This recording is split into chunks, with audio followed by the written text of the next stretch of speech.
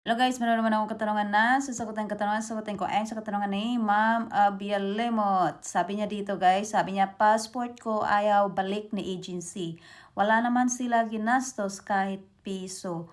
Nag-medical ako sa kanila, 3,800 daw bayad.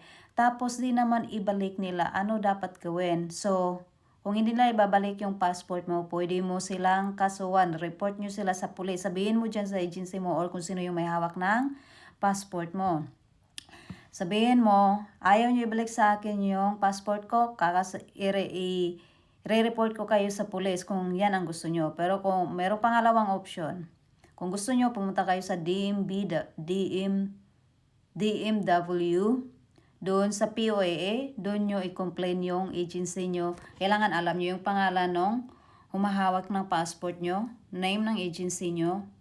Dapat meron kayong mga evidence. Ganon. So, doon ka makipag-ayos sa POAA. Okay, ma'am, yan lang yung i-recommend ko sa'yo. Kasi ang pag-hold ng passport or pagpapatubos ay against the law po yan. Lalong-lalo na kung wala ka pa namang employer, wala pang fit to work na galing sa medical na sinasabi dito, oh, fit to work ka. Ito na yun, na-process na lahat yung papers mo. Maliban na lang kung meron silang nagastos, meron talaga silang karapatan na singilin nila sa'yo yung mga nagastos nila. Pero dapat meron silang resibo na maipapakita sa'yo. Okay ma'am, sana nasagot yung katanungan mo. Pero kung meron ka pa yung mga tanungan, just comment below lang. See you!